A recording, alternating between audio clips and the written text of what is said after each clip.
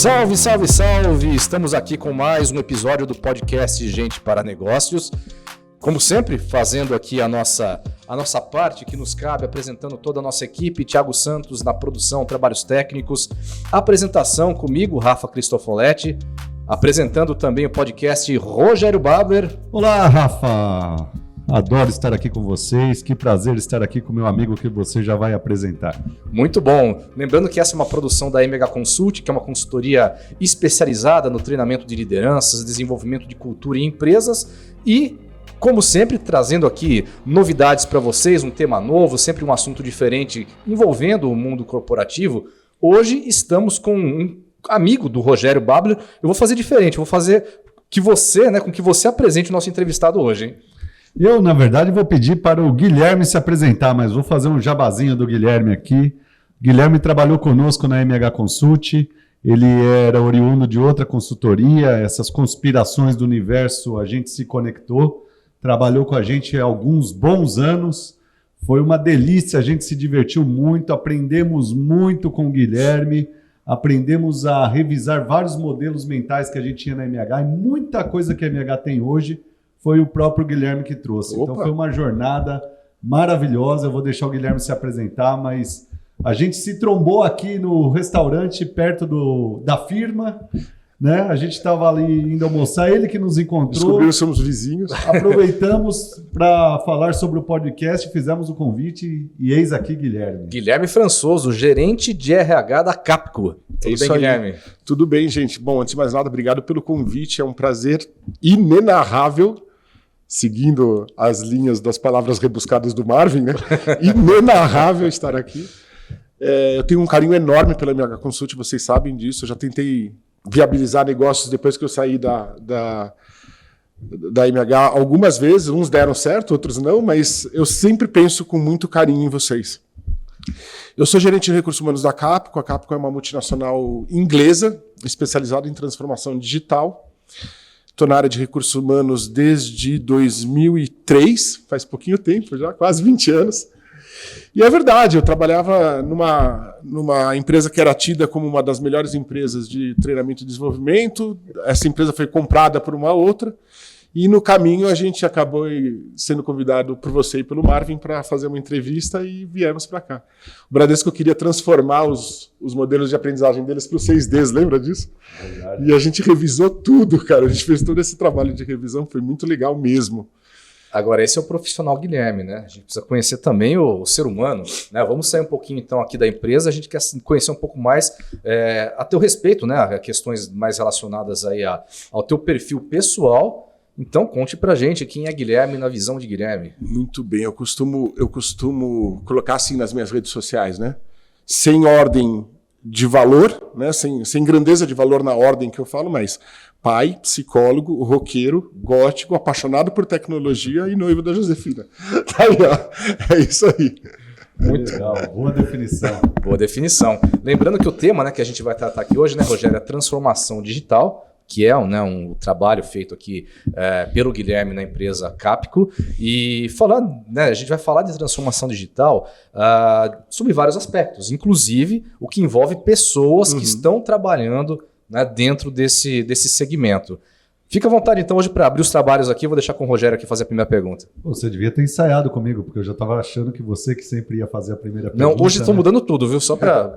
Muito bem. Então, Guilherme, vamos começar esse bate-papo. E a minha pergunta, que não quer calar, a gente transmite tanto no Spotify quanto no YouTube, e o nosso público são pessoas, muitas vezes, do mundo corporativo e muitas vezes que têm o desejo de estar no mundo corporativo e, por qualquer motivo, ainda não pertencem a esse cenário. Então, que competências, tanto do ponto de vista técnico, quanto do ponto de vista de comportamentos, uma pessoa precisa ter para entrar numa empresa cujo segmento é orientado para a digitalização? Tá. Puxa, essa é uma pergunta que eu vou fazer, vou responder em duas partes, tá bom? A primeira parte dela vou te dizer o que é esse mundo de transformação digital, tá? Basicamente, a gente vem passando por uma aceleração desse mercado. E isso se deve, em grande parte, as empresas resistiram muito tempo. Por exemplo, aspectos da digitação, home office, processos que passam a ser na palma da sua mão pelo celular ou pela tela do computador. As conferências também, né? Conferências, reuniões, todas essas coisas migraram do físico para o digital. E isso se deve naturalmente a uma aceleração provocada em especial pela pandemia. Então as pessoas tiveram que ficar em casa, tiveram que restringir convívio social e isso acabou impulsionando essas questões de obrigar as empresas a encontrar outras formas de fazer isso. Então, esse é o primeiro cenário. O segundo cenário é o que o profissional precisa ter para entrar nesse mercado ou para se desenvolver nesse mercado. A primeira, e acho que a palavra mais importante de todas, é disciplina. Okay? Por quê? Porque você vai muitas vezes trabalhar de casa, com diversos outros estímulos ou coisas que, por exemplo, eu sou um cara que sofre, diagnosticado, de um negócio chamado TDAH, transtorno do déficit de atenção e hiperatividade. Embora tenha esse nome, isso não é um transtorno, é uma deficiência de execução. Né? Por que chama hiperatividade? Porque isso é o que o cara neurotípico mais percebe. A pessoa agitada, a pessoa que fala muito rápido, que não consegue se concentrar durante muito tempo. E isso, para uma pessoa com TDAH, por exemplo, estar confinado em casa é terrível, porque você tem o filho adolescente gritando no jogo lá em cima, o gato que pula em cima da mesa, a TV, o vizinho que toca, o cara que toca a campainha, essas coisas todas. Isso vai te tirando do eixo. Então, a coisa que eu mais tive que exercitar ao longo desse período todo em que eu tive em casa, trabalhando de casa, foi a disciplina. Ok? O segundo ponto que você precisa ter para trabalhar na digitalização é colaboração. Você não faz nada sozinho. E isso, em especial, para o meio de tecnologia, onde o cara estava habituado a sentar, codar ele mesmo ali, com o fone de ouvido dele, etc., foi um desafio muito grande também, né? Porque as pessoas da área de tecnologia, não todas, tendem a ser mais reservadas, mais discretas. E nesse meio onde você trabalha numa consultoria que lida com diversos... Bom, vocês trabalham em consultoria, vocês sabem disso. Trabalha com diversos climas diferentes. Eu tenho a cultura da consultoria, mas eu tenho a cultura do cliente A, B, C, D, que muitas vezes é antagônica à cultura da consultoria. Então, indo para a terceira característica, eu falei de disciplina, falei de colaboração, e a terceira característica que eu acho muito importante é a habilidade de lidar com ambiguidades. Isso, nesse mundo, não tem jeito. Essas são as 3 características na minha percepção. E, por exemplo, um rapaz ele está se inserindo no ambiente de trabalho e ele tem uma tendência, fala, eu quero entrar nesse mercado da digitalização, é meu sonho e tal. Que estudo, que mecanismos, onde ele bebe da fonte para aprender sobre digitalização? Por onde ele deveria começar? Tem que ser TI? Essa é a formação? Não. Aliás, nos últimos processos seletivos que eu venho conduzindo, por exemplo, hoje eu tenho uma equipe que trabalha comigo, são 5 pessoas, além de mim, no Recursos Humanos. A gente tem 2 pessoas em Talent Acquisition e eu normalmente entro quando a demanda está muito grande, eu entro para ajudar a conduzir os processos seletivos. O que menos tem gente formada em TI, para falar a verdade, é gente que se descobre. Naturalmente, você tem o cara de engenharia, de hardware, você tem o cara de tecnologia da informação. Tem. Mas a galera mais jovem está vindo de design, está vindo de outras áreas do conhecimento, mas... Antes de responder a tua pergunta se tem que ser de tecnologia, eu queria responder a do Rô, que é por onde a pessoa entra, né? A gente tem uma crença difundida na América Latina de maneira geral, e eu acho que isso é profundo porque está relacionado lá com o nosso modelo de colonização, escravatura e assim por diante, que é o poder da carreira ou a decisão de carreira está pautada ou depositada na guarda da empresa, e isso é uma grande mentira. Quem detém o poder ou a autonomia sobre a própria carreira, o protagonismo da carreira, é do profissional. Então, vou contar um caos. Você me falou um pouco antes da gente entrar no ar de causos. Fica à vontade. De causos. Eu trabalhei com um profissional de tecnologia que fez tecnologia da informação e ele trabalhava com suporte técnico, N1 e N2. O que é o N1 e N2? É o cara que vai lá na mesa resolver o problema do computador quando não conecta na internet. Estou dando um exemplo aleatório. E nos meus papos de carreira com essa pessoa, todas as vezes que a gente sentou para conversar sobre carreira, etc., ele tinha o desejo de entrar para a área de desenvolvimento, para aprender a programar e assim por diante. Cara, a gente teve umas 4 conversas e toda vez que eu sentava com ele, eu falei, e aí, você está numa empresa de tecnologia. Cola num desenvolvedor. Senta do lado do cara e fala, cara, o que eu preciso? Como é que você resolve esse problema? Como é que você... Que tipo de código você usa para tratar essa situação? A empresa, a Capcom em especial, tem uma plataforma de aprendizado digital. Cara, a gente tem mais de 2.000 cursos naquela plataforma disponíveis, que vão desde programação de, sei lá, VB, de macro no Excel, até desenvolvimento de inteligência artificial. E o cara não tomava ele não dava o primeiro passo. Ele sempre tinha uma desculpa de que, não, hoje teve muito chamado, não, hoje eu tive muita reunião, não, porque a mudança do escritório, não, porque não sei o quê. Ele não dava o primeiro passo. Então, a primeira resposta é: dê o primeiro passo. A gente tem uma infinidade de plataformas digitais, Udemy, entre outras, que são inclusive gratuitas e que você pode começar a aprender ali. Aprender a, sei lá, eu sou psicólogo de formação, mas eu sei programar em VB, eu sei programar em Java, porque eu tive essa... Acho que eu sou o primeiro e único psicólogo do mundo que compilou um kernel de Linux. Okay? Mas isso... eu tinha uma chefe, há uns anos atrás, que a gente tinha 2 unidades, uma em São Paulo e outra em São José do Rio Preto, São José dos Campos, que é onde ficava a fábrica e o escritório, né? E a gente, quando ia para a fábrica, ela tinha um Vectra, que tinha tinha um painel digital, etc. E ela falava assim, eu não vou deixar você dirigir, senão você vai mandar um e-mail do painel do carro dela. Ela dizia que eu era um cara que estava no curso errado, que devia ter feito tecnologia, etc. Mas esse ponto é o principal. Então cara, tem uma infinidade de recursos que você pode utilizar disponíveis gratuitamente na internet, é dar o primeiro passo. Procurar se relacionar com pessoas que estão no meio que você quer. Cara, o network que a gente está tão habituado a falar, etc., as pessoas acreditam que o network é um negócio muito difícil de fazer e não é. Ele é muito simples, na verdade.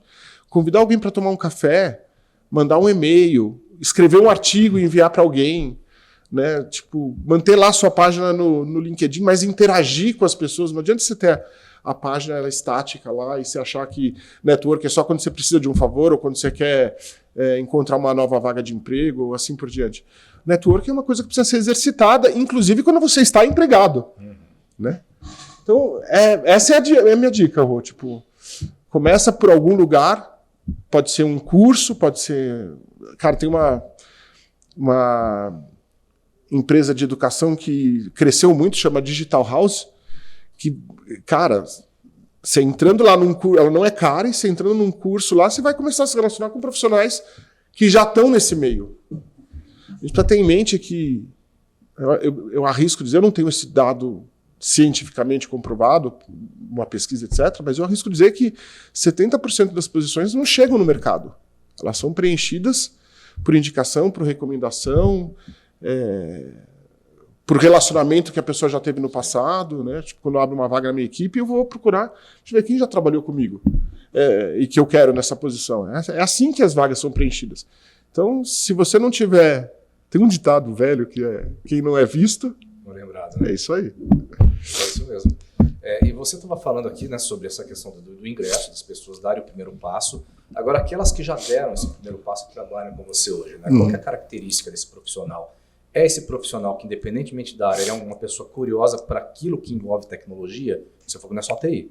Né? As pessoas têm que necessariamente, independentemente da posição ali, terem esse interesse por tecnologia, alguma base, algum conhecimento mínimo que seja? Tá. Sim, de acordo com a senioridade de cada posição, né? Sim. Então, quando a gente fala do processo de digitalização, da transformação digital, transformação digital é um guarda-chuva que engloba uma série de coisas. Dentro de transformação digital eu tenho arquitetura de soluções, arquitetura de software, infraestrutura, o delivery propriamente. Então, lá na empresa, por exemplo, a gente tem 4 pilares que a gente chama de práticas, que é arquitetura, desenvolvimento, governança e business. São os 4 pilares. Aí dentro de cada um deles tem o desenvolvedor, o Scrum Master, o front-end, o back-end, o full stack. Aí tem aquela sopa de letrinhas de tecnologia. Mas, basicamente, a pessoa precisa ter clareza de que uma transformação digital é, antes de tudo, a solução de uma necessidade de um cliente. Então, ele precisa ter sensibilidade de que ele precisa ouvir, tem que ter uma escuta muito aberta, e que ele vai precisar, em algum momento, se envolver com outras pessoas para fazer a entrega de uma solução. Então, pode ser que essa pessoa seja uma pessoa de business, que é a pessoa que vai entender qual é a necessidade do cliente e vai trazer isso para dentro de casa. Pode ser que seja um cara de arquitetura, que é um cara que vai olhar para aquele problema e falar, para resolver esse problema eu preciso deste software, deste armazenamento, desta web, e aí, se o cara vai usar a AWS, que é da Amazon, ou se o cara vai usar a Azure, que é da Microsoft, é a decisão da arquitetura, entendeu? E esses caras não necessariamente precisam codar. O cara de desenvolvimento, sim, esse precisa conhecer tecnologia, não tem jeito. Bom, são pessoas, então, que não têm, né, essa coisa da função específica, me formei e faço isso. Né? Você sabe que isso me deixa muito aliviado, porque eu me desafiei também, né, contando até um pouquinho das minhas aventuras profissionais. Eu tive minha carreira sempre voltada para o jornalismo de redação, durante anos, né, mais de década fazendo isso. E um belo momento da carreira, inclusive coincidindo com o início da pandemia também, eu passei a me reinventar. Né? Fui aprender outras coisas, fui aprender design, fui aprender, né, aprimorar a questão da edição de vídeo, fui aprender mais sobre a comunicação corporativa. Aprender da aula. Aprender da aula, inclusive começamos, né, com esse Rogério dando aula, né, na faculdade. Então eu me permiti, né, me desafiar. É hoje, verdade, eu vou dar aula na faculdade. Sim, hoje em dia, eu estou com 41 anos, eu me sinto assim, ufa, me salvei. Porque a tendência era que eu estivesse estagnado, sabendo, né, sendo especialista daquela área, mas sabendo fazer só aquilo. Hoje eu enxergo possibilidades. Enfrentando bandido do Atena? Exato, enfrentando bandido na reportagem, tomando, né, tapa de pessoa na rua ali, né, buzinado e tal. Essa é a parte ruim da profissão do jornalista, viu, gente? Minha solidariedade aos colegas aí que permanecem na profissão, porque... mas assim, isso me deixa muito aliviado no quesito de, olha, hoje eu me sinto muito mais assim preparado para o mercado, né, mais versátil. Esse é o perfil do profissional que trabalha nessa área. É um profissional multitalentos, multitarefas, que navega por várias situações, claro que com foco em tecnologia, né? Mas que tem múltiplas habilidades. É uma tendência ou não? Você tem mais especialistas ali?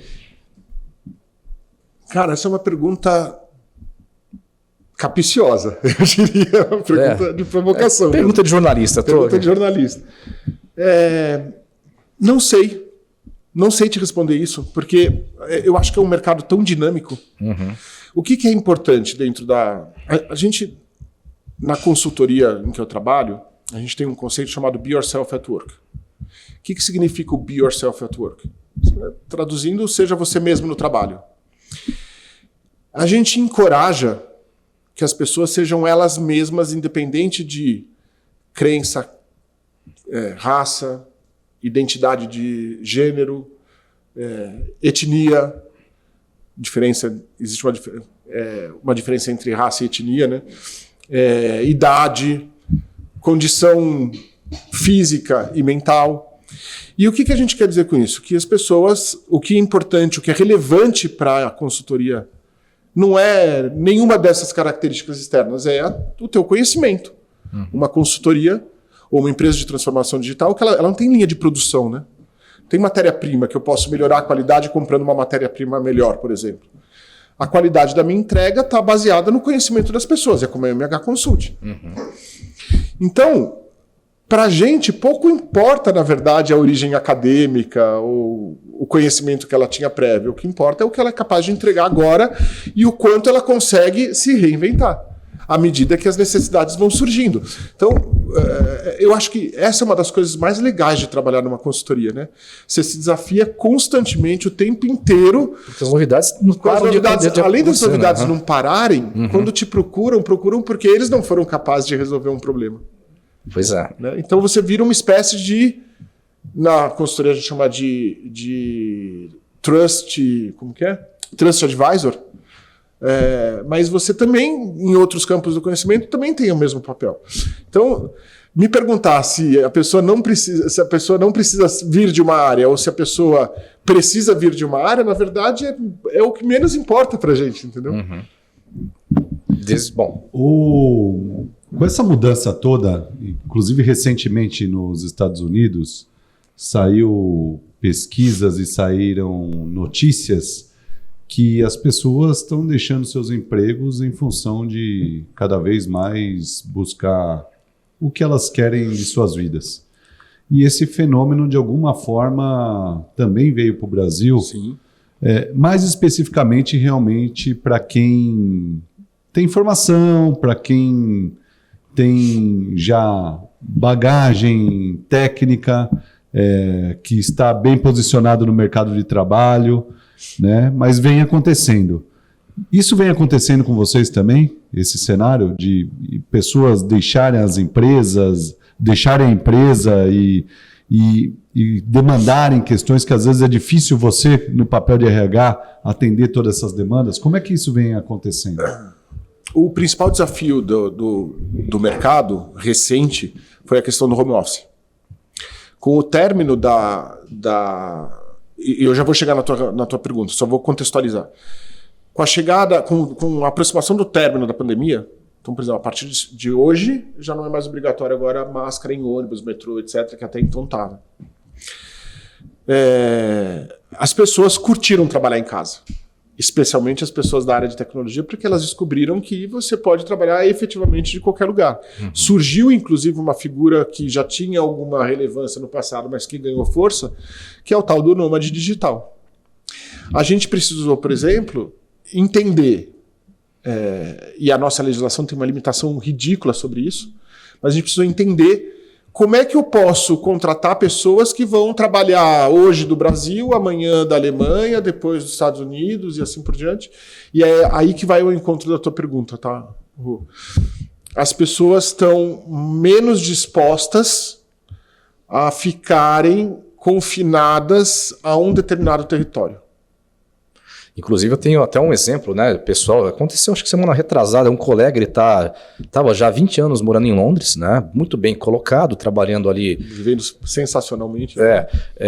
Não, esse estava trabalhando legal. Cara, eu gosto de lá, tô falando que se uma empresa me chama para ser faxineiro na sede, eu vou. Mas, você tá entendendo? Mas devido assim, às saudades do Brasil, da família e tal, ele tá migrando para cá agora porque a questão do home office, né, permitiu que isso fosse feito, e ele decidiu, assim, já que você pode morar em qualquer lugar, vai para o Brasil e se vira lá, né? Pode morar onde quiser. Ele está, né, agora comprando, alugando, enfim, não sei o que ele vai fazer, uma casa em Pinhal, Santo Antônio Pinhal, que fica perto de São Bento do Sapucaí, aquela região super gostosa, né, para se viver ali uma vida rústica, uma vida, né, e vai fazer, né, esse trabalho, conseguiu exato, conseguiu fazer ali a conversão em real que ele ganhava ali em Libra, né, e tá feliz da vida, né, porque esse modelo propiciou que ele tivesse agora com a família mais próxima aqui no Brasil, né? Então, isso tem acontecido bastante. Pessoas que estavam fora do país e estão voltando.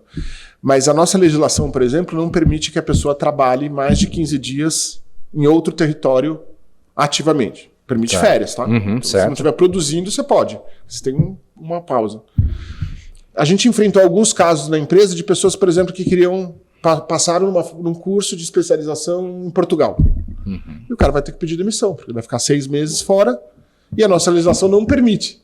Tem uma série de questões que envolvem isso. Por exemplo... Ou seja, para a empresa seria mais interessante... Seria interessante manter o cara. Manter o cara lá em Portugal, mas fazendo o trabalho dele normalmente. Exato. Uhum. Mas qual que é o problema? A nossa legislação CLT determina que a gente tem que oferecer o seguro de vida.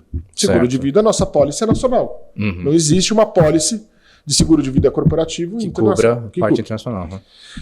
O nosso plano de saúde é obrigado por lei a dar acordo sindical. Nosso plano é cobertura nacional. Eu não tenho um plano de cobertura global. E tenho para alguns executivos, mas é um... E alguns países adotam esse modelo que a gente tem aqui Exato. também, né? De saúde, né? Exato. De cobertura. Então. Tem a questão da residência fiscal do cara. Certo. Então ele não pode... Imagina, a gente vai pagar em real para o cara, só que ele está morando em Portugal. Ele está gastando em euro, ganhando em real. Só de IOF, 6 ponto alguma coisa por cento. O cara já perde poder aquisitivo só aí. Então, a nossa legislação é uma legislação que limita um pouco esse tipo de coisa. Mas tem um outro movimento que está ganhando força que chama o Silent Quitting. Você já ouviu falar disso? Não. Não, esse movimento que o Rogério citou de a demissão silenciosa, é isso? É né? a demissão silenciosa, Sim, exatamente. é isso, justamente eu isso. não sabia da expressão. Essa expressão. Não, mas que são duas coisas diferentes. Tem o cara que está saindo, tchau, e vai empreender. Aham. Que é o que eu tinha entendido da tua pergunta. É que, na verdade, quando ele cita que teve ali um boom ali de demissões, isso é um fato também, mas associam muito nas reportagens que eu tenho lido a essa terminologia. Exato. Silent... O que é a demissão silenciosa, na verdade? Que é o que tem ganhado força, principalmente entre os jovens. É o eu não vou fazer mais do que é esperado de mim. Uhum. Então, assim, segundo a avaliação de desempenho, o 3 é o ideal, eu vou ficar no 3. Eu não vou me matar virando hora extra, eu não vou fazer coisas espetaculares porque eu não quero ficar em evidência. Né? É isso. É o cara morno, é o cara... Porque tem uma expressão para isso que mediano. Mediano. Né? É o cara mediano. E por que as pessoas estão fazendo isso? Né? Porque elas não estão enxergando a contrapartida da empresa. Né? O cara normalmente está... Com a digitalização até cada vez menos pessoas, porque mais coisas são feitas ou à distância ou por inteligência artificial e assim por diante. Uma das áreas que mais teve impacto com a digitalização, por exemplo, foi o próprio recrutamento e seleção. Né? Você antes... Eu tenho 47 anos. E sou de uma época em que procurar emprego, você datilografava um currículo, pastinha embaixo do braço ali, enfiava na máquina copiadora lá, tirava 100 cópias, enfiava na pastinha. Ia bater, tocava lá na Barão de Jundiaí, né, que era a rua das consultorias. Eu já fiz dessa aí também, tocando campainha, entregando a portaria quando alguém não... É isso aí. Né? Hoje em dia, como é que você procura emprego?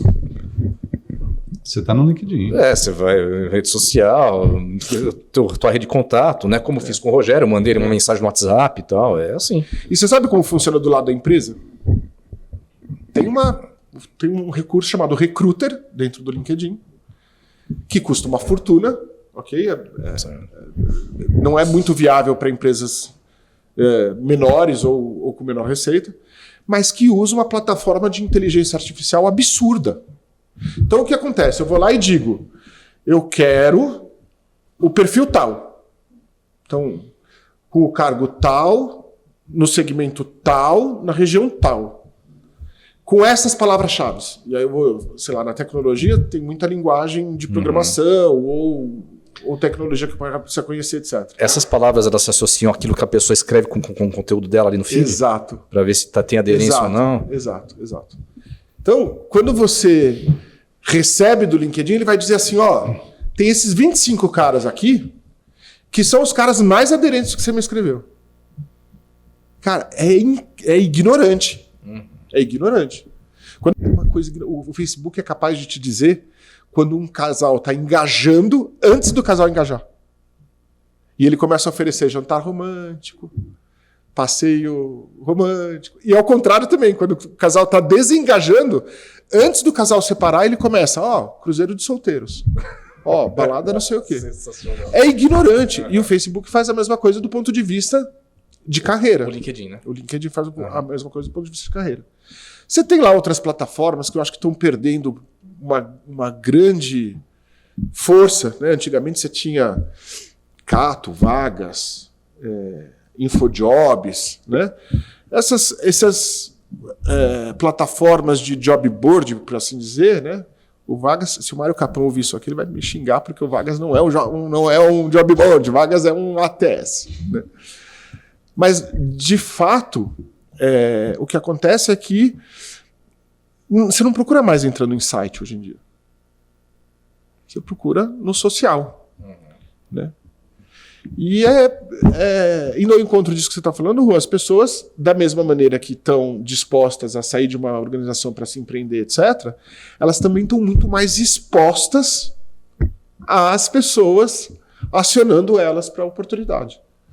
Então, a gente está... Você perguntou se lá da empresa isso está acontecendo, a gente está perdendo pessoas para Portugal, para Inglaterra, para o Canadá, para o próprio Estados Unidos. Porque a nossa mão de obra é muito barata para esses caras. É muito barata. Mesmo você pegando um desenvolvedor sênior aqui, ok?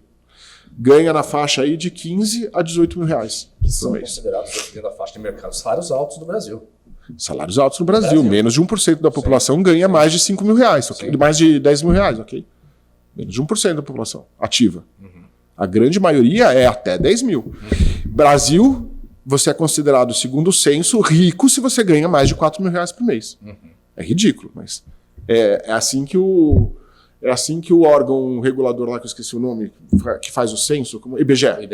É assim que o IBGE classifica pessoas ricas, pessoas que ganham mais de 4 mil reais. Em banco, se você ganha mais de 4 mil reais por mês, comprovado, você vai para uma categoria especial de cliente. Cara, faz a conversão de, sei lá, 15 mil reais para Libra. Dá 5 mil libras por mês, cara. É nada. Então, o que os caras estão fazendo? Chamando o cara do Brasil para trabalhar PJ. A gente perdeu uma pessoa. Nem 5, 3, né? 3. Eu sou bom de transformação digital, mas péssimo de matemática. Então, é isso que acontece na prática. As pessoas estão expostas cara, lá na minha organização, assim, a empresa é inglesa, mas a minha chefe fica no Canadá. A gente teve um boom de vagas agora. A gente praticamente dobrou a organização em agosto. Okay? Entre agosto e setembro. Saímos de 130 pessoas ativas no negócio. Né? A gente tem 150 pessoas no total, mas eu estou excluindo o back-office. Tá? Então, 130 pessoas no negócio, a gente foi para 218. Em um mês e meio. O pessoal de seleção do Canadá me ajudou. Fazendo sua abordagem aqui no Brasil, ajudando a gente a seleção. A gente já fez ao contrário também, estava com vagas lá, a gente fazendo seleção daqui, lá. Então, cara, a barreira geográfica caiu por terra, né? E acho que isso que tem um pouco a ver com o que você está falando. Mas pelo que você está dizendo, a barreira geográfica caiu por terra, mas ainda o Brasil, pela legislação que tem, está perdendo oportunidades de... O Brasil precisa rever a sua legislação trabalhista urgentemente. Muito rápido. A gente teve uma reforma recente, né, que inclusive a esquerda critica muito porque foi promovida pelo Temer, se não me engano. Mas a verdade é que a nossa legislação e a nossa tributação trabalhista é muito limitante. A gente não tem um estouro de oportunidades e de produtividade no mercado nacional porque é caro ter alguém CLT. É muito caro. É caro.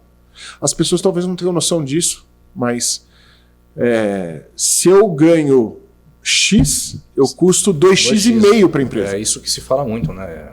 Esse é o cálculo, né? É bem a grosso modo, mas que se fala muito. Esse é o cálculo. Esse é o cálculo. Se você tem um pacote de benefícios, plano de saúde, vale refeição, Bom, vem o seguro de vida, etc. Né? Então... Você vai custar 2,5 vezes o teu salário para a organização. E aí, o que acontece com isso? Pô, é caro. Se é caro, eu vou contratar menos. E vou produzir menos, porque é caro ter mais, entendeu? Sem falar o risco trabalhista, que é enorme no Brasil. O cara... Teve uma situação, por exemplo, a gente fez um desligamento e por uma questão de saúde da família da pessoa, a gente decidiu deliberadamente estender o plano de saúde dessa pessoa por mais um mês. Então ele teria direito a 30 dias, ele ficou com 60 dias de plano de saúde. Esse cara foi e acionou a ANS, porque, segundo a legislação, você pode manter o teu plano de saúde se você contribuir com alguma parte do plano de saúde. Se você, como é o caso na nossa empresa, ele não paga nada. Não tem contrapartida. Não tem contrapartida. Então ele não tem nem desconto em folha, nem para ele, nem para os dependentes. E aí, consequentemente, ele não tem direito a isso. Mas o cara, em vez de entender conosco, ele foi lá e meteu um pedido na ANS, e agora está lá o nosso plano de saúde nos pedindo ajuda para documentar que o cara realmente não contribuiu e assim por diante. Mas esse é um tipo de coisa que só acontece no Brasil, cara. Impressionante. Entendeu? Falando um pouquinho sobre diversidade, ouve-se muito que no setor de tecnologia, principalmente quando se fala de gênero, o setor de tecnologia é muito masculino. É fato isso? É fato. Tem mais dificuldade de se encontrar? É fato. A gente tem parceria com algumas instituições na tentativa de ampliar o número de mulheres dentro da nossa organização. A empresa tem um compromisso global da gente ter metade das lideranças mulheres até 2025 e ter 40% dos colaboradores mulheres, ou pessoas que se identificam como mulheres, até 2025. A gente está atualmente com 28%, 27%. E alguma coisa arredondando 28%. E a gente tem parcerias com instituições, por exemplo, Women in Tech, que é uma iniciativa do mercado para formar mulheres para tecnologia. A gente tem parceria com a Transempregos. Aliás, dá um alô para a Maitê aí. A Maitê Schneider, né? Schneider. Eu sou seguidor na ela é gente boníssima, cara. Ela faz um trabalho muito legal. E parceria, então, com a Transempregos. A gente anuncia todas as nossas oportunidades na Transempregos. A gente tem executivas envolvidas, como sponsors do negócio, envolvidas com as iniciativas de diversidade e inclusão. Mas, de fato, em tecnologia, eu não sei se é porque as mulheres têm... Seria efêmero da minha parte tentar explicar por que tem menos mulheres. O fato é que tem menos mulheres. Pode ser uma questão de um mercado que assusta porque é predominantemente masculino, pode ser uma questão de preferência, de formação. Tem outras áreas também que é predominantemente masculino. Engenharia, por exemplo, é predominantemente masculino. Assim como diversas áreas da saúde é predominantemente feminino. A minha área, que é psicologia, é predominantemente feminino. Eu que fui lá me meter a besta na área. Então, eu acho que tem uma questão de preferências, junto com um pouco de tradição, junto com um pouco de vieses. De vieses. Não sei dizer por que é assim, mas de fato é. Muito bem. Agora, deixa eu aproveitar e falar de diversidade. Né? A gente está habituado a falar de diversidade como a questão do público feminino, a questão do público LGBTQIAP+, ou a questão racial. Né? Mas isso é muito mais amplo. Muito mais amplo. Essas são, sim, questões da diversidade, mas tem, por exemplo, neurodiversidade. Uma pessoa que sofreu um derrame, uma pessoa que tem autismo, uma pessoa que tem transtorno bipolar, TDAH, como eu já mencionei aqui, ou outras, depressão, é uma pessoa que faz parte do público de neurodiversidade. Né? A questão da etnia e raça, por exemplo. Por que a gente tem tanto empenho em trazer pessoas pretas para a organização, mas não tem para trazer, por exemplo, libaneses? Porque é uma questão de etnia, né? De origem. Ou muçulmanos, por exemplo. Por quê? Também é diversidade. A gente tem que olhar para a diversidade como tudo que foge do típico. E o que é o típico? É o normativo, né? O comum que está por aí, que não causa estranheza, por assim dizer. Eu tenho um filho mais velho que é trans. Nasceu menina, hoje se identifica como homem e está passando pelo processo de transição. Ele não consegue uma única entrevista. Fica evidente, então, né, a questão da falta de diversidade, preconceito, o que quer que seja. Uma única entrevista, Rafa. Uma. Não consegue. Uma questão é você não conseguir a vaga, mas passar por experiências, não consegue nem dar o primeiro passo ali, né? Exato. Mas mesmo com todo esse movimento apoiando, incentivando que seja contratado, mesmo assim ele continua com dificuldade? Mesmo assim ele continua com Talvez porque dificuldade. tendo uma pequena parcela desse público, né? Muito pequena ainda, né? Não sei te responder isso. O que acontece, na minha percepção, tem muito do discurso de diversidade das empresas que é discurso. Tá.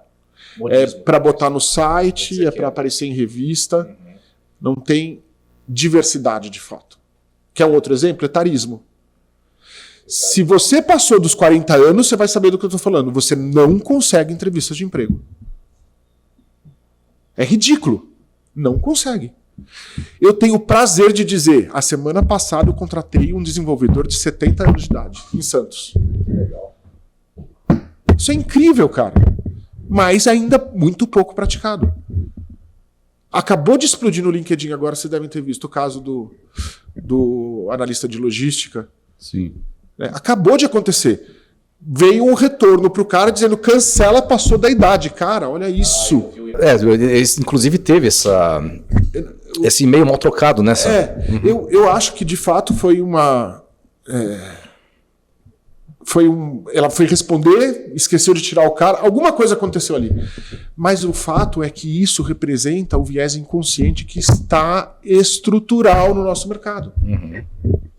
É estrutural. Eu trabalhei em consultoria de recrutamento e seleção e eu cansei de ouvir de cliente, é até 40 anos, tá? É até 35 anos, tá? Quer dizer, pro mercado é tudo muito bonito, a gente vende a imagem da empresa de uma forma Exato. muito... Só que nas conversas de corredor, nas conversas do escritório, tem a piada. Não, tá no viés inconsciente do cara. Porque, outra coisa, você quer ver outro problema? Origem acadêmica. Cara, eu trabalhei num grande banco, que eu não vou fazer propaganda dele aqui, porque ele tem milhões de dólares já investidos, não precisa de mim. Em que eu fiquei responsável pelo programa de trainees. Ok? Quando eu cheguei nesse banco, o programa é bienal, cada 2 anos. Ou era. Não sei se ainda está. Quando eu cheguei lá, a diretriz do programa era assim: só as faculdades ditas top. Quem eram as top? USP, PUC, INSPER, GV, Mackenzie, ESPM e federais e estaduais. Só se você fosse oriundo destas faculdades, você poderia participar do programa de trainee. E assim é no mercado em geral, hein, Existe. cara? Você sabe que eu sofri com esse problema, né? Por exemplo, me formei em jornalismo numa faculdade na minha cidade de Itu chamada Prudente de Moraes. Aliás, grande faculdade.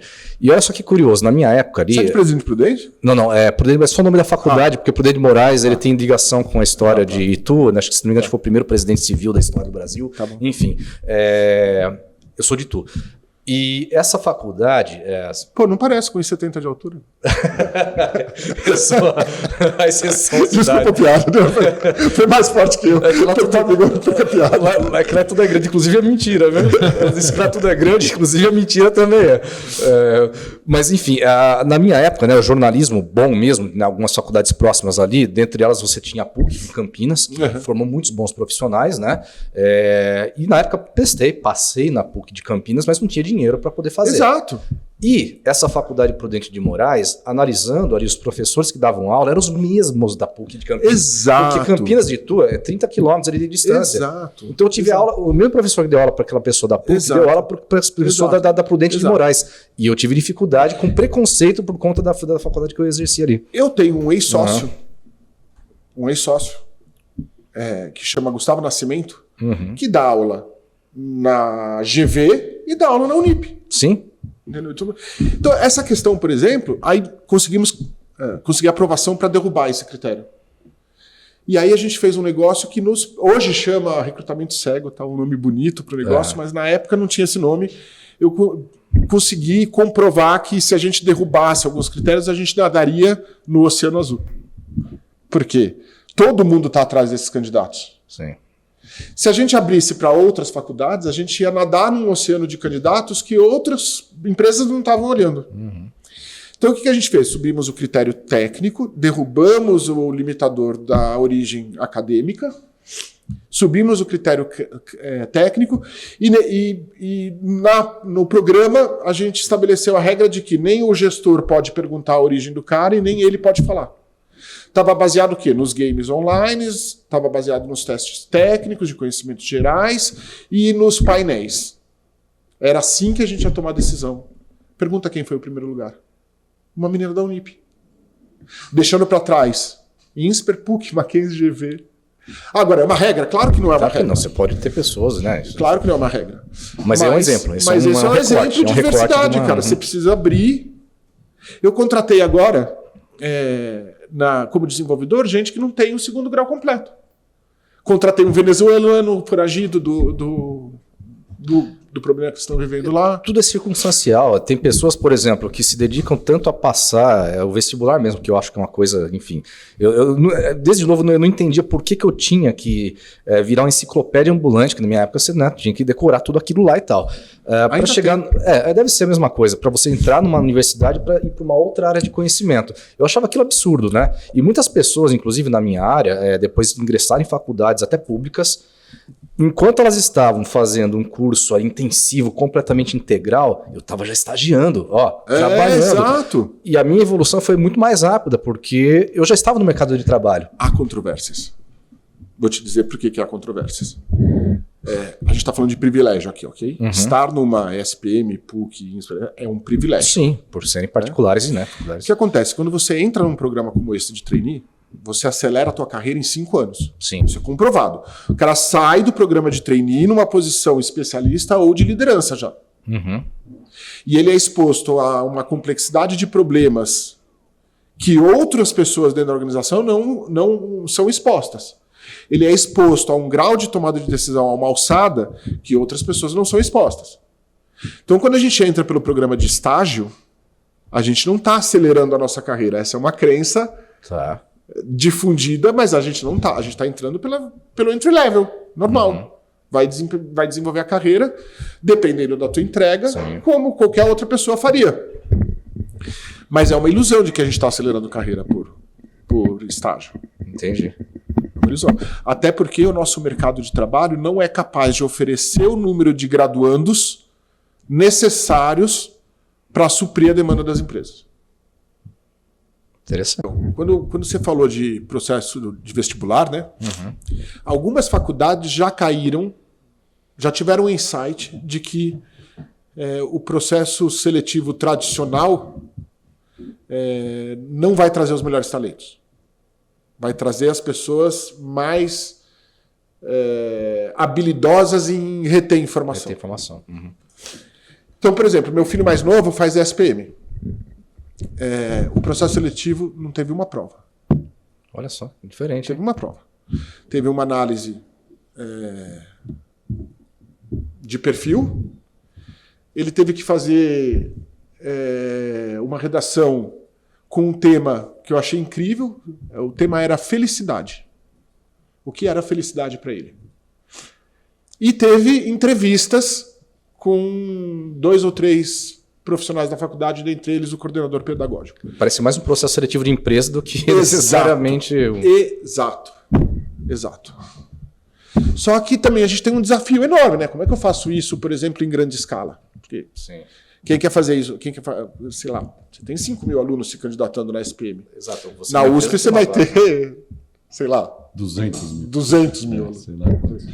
Então, eu acho que tudo a gente precisava ter um profundo reboot no Brasil, entendeu? De uma série de coisas, quando a gente olha para carreira, para transformação digital, para pessoas, para negócios, etc. A gente precisava ter um reboot, cara, de uma série de coisas. Começando pela legislação trabalhista, que as pessoas adoram vender como a proteção do direito dos trabalhadores, o que é uma mentira absurda. Porque o que acontece com a legislação trabalhista que a gente tem hoje é, na verdade, uma informalização das relações de trabalho. Porque o cara vai ser PJ, o cara vai ser autônomo, o cara vai dirigir Uber, porque ele ganha mais dirigindo Uber do que trabalhando no comércio, por exemplo. E o comércio não paga mais porque tem uma carga tributária absurda. Entendeu? Então, a gente precisava ter uma reforma trabalhista, uma reforma fiscal e tributária, pelo menos das relações de trabalho, e a gente precisava derrubar todos esses vieses de preconceito que a gente enfrenta no mercado de trabalho. Procurar as pessoas pelos seus talentos e não pela sua capacidade de reter informação. E com essa mensagem super importante, né, a gente já vai encaminhando a nossa conversa para essa parte final. O papo, quando é bom, a gente sempre fala passa voando, dessa vez passou voando mesmo. Vamos aqui para as nossas derradeiras, as últimas perguntas aqui do podcast. Uma delas, a gente sempre bate nessa tecla de fazer com que os nossos convidados eles coloquem para a nossa audiência alguma fonte para que essa pessoa possa beber e conhecer alguma coisa que não seja talvez tão comum a ela, ou pode ser também talvez da área de interesse dela, mas um livro, né, ou um filme, uma série, enfim, pode ser, né, algo que você esteja lendo agora, vendo agora, ou que tenha marcado a tua vida. A gente deixa aí à vontade para que você possa, de repente, indicar aí alguma coisa para os nossos internautas. Tá, eu vou dar 2 livros. Aliás, vai ter um plus então aqui. Eu vou dar 2 livros, um filme e uma série. Pacote completo então. É fim de semana, para quem estiver ouvindo aqui perto do fim de semana, já está completinho aí. 2 livros. O primeiro, que eu acho fundamental para você entender o corporativo, o mundo dos negócios. Pipeline de Liderança do Rancharan. Rancharan, sensacional. É fundamental se você quer navegar bem dentro de uma organização. O segundo é Influência sem Autoridade. Depois eu passo, o autor eu não me lembro exatamente quem que é, mas foi produzido pelo Lab SSJ na época, lá anos atrás. Também é excelente, porque a gente está tendo um achatamento das relações de trabalho também, não tem mais aquele papel de chefe, aqueles vários níveis hierárquicos como a gente via anteriormente, né? Por exemplo, na minha organização eu tenho 5 níveis. É o entry level, que a gente chama de associate, consultor sênior, consultor principal, gerente de projetos e diretor. São 6. Acabou. Tem mais aquele monte de cargos. Então você precisa aprender a influenciar pessoas para que elas engajem nos seus projetos sem você ter autoridade, sem você ter o crachá para mandar fazer. Esse é um livro. Filme, Jobs. Jobs, ok. Assista o filme do Steve Jobs, que foi interpretado pelo Ashton Kutcher. Ashton Kutcher, sensacional. Sensacional. E o último, cara, que todo mundo meteu o pau, etc., mas eu achei incrível, chama-se Pumped, que é a história do Uber. Esse é recente agora, não é uma série recente. É uma série? É uma série. É uma série. Acho que tem 6 episódios. Isso, exatamente. Chama Pumped, e é a história de como o Uber ganhou o mundo, né, cara? E o cara é meio louco, é aquele cara que deu um escândalo porque ele gritou com o motorista Uber dentro do carro e aquilo vazou, o carro estava sendo filmado, etc. Mas o cara é um gênio do negócio, cara. Visionário. O cara é um gênio. Muito bom. E como todo gênio é polêmico. Sem dúvidas. Fica contigo então, meu amigo. Muito bem, a nossa pergunta final, que tem a ver com o tema do nosso podcast. O que significa para você, Guilherme, gente para negócios? Gente para negócios. Gente para negócios significa uma pessoa, para mim, capaz de interpretar contextos, sintetizar soluções e executar projetos. Acho que é isso, né? Leitura, síntese e execução. Isso para mim é uma pessoa para negócios. Muito bem. Bom, chegamos então ao fim desse podcast, uma conversa super rica. Até estouramos o tempo aqui. O Thiago que nos avisou, na verdade. Exato. Você está falando dos níveis lá de tecnologia, N1, N2, né? Isso é em suporte. Em suporte. Depois vai até N3. N3. O N1 é o suporte em loco, o N2 é o suporte por telefone, e o 3 é quando você precisa fazer alguma... E aí depois, quando o cara é Jedi, é o quê? aí... Porque o Thiago trafega aqui de N0 até Jedi. Jedi, isso aí. A nova nomenclatura, que nova posição. Muito bem. Aliás, eu lembro que eu dava uns desafios pro Thiago quando trazia meu notebook com Linux, você lembra, Thiago? Ele xingava pra caramba. Esse papel é meu agora, tá? Quem dá muito trabalho pro Thiago agora sou eu aqui. Eu fiquei com essa incumbência aqui na MH Consult. Bom, chegamos então ao fim aqui desse episódio do podcast Gente para Negócios. Obrigado pela tua presença. Foi um grande prazer. Papo legal, viu? Você gostou, Rogério? Adorei. Muito obrigado. Que bom. Maravilha. Gostaram. Bom, lembrando então, né, que a gente está ali em todas as redes sociais. Acessem o nosso site, tranquilo, facinho, mhconsult.com.br. Falamos muito sobre o LinkedIn. Tem lá, quer trabalhar na MH? Manda mensagem pra gente. Vamos fazer networking, pô, não é lá que a gente faz o networking? Manda mensagem, dá uma curtida lá e compartilha as nossas postagens pra gente poder interagir também. Estamos no Instagram, né, com o nosso dia a dia também na rede social, né, uma das redes sociais mais vistas aí do mundo. Enfim, estamos sempre à disposição de todos que queiram encontrar soluções para suas empresas e desenvolver a sua liderança. Agradecendo aqui o Thiago Santos pelo trabalho técnico feito aqui de forma impecável conosco. Valeu, Rogério. Obrigado, Rafa. Obrigado. Obrigado, gente. Guilherme. Foi um prazer. Obrigado, prazer. Até a próxima. Tchau, tchau.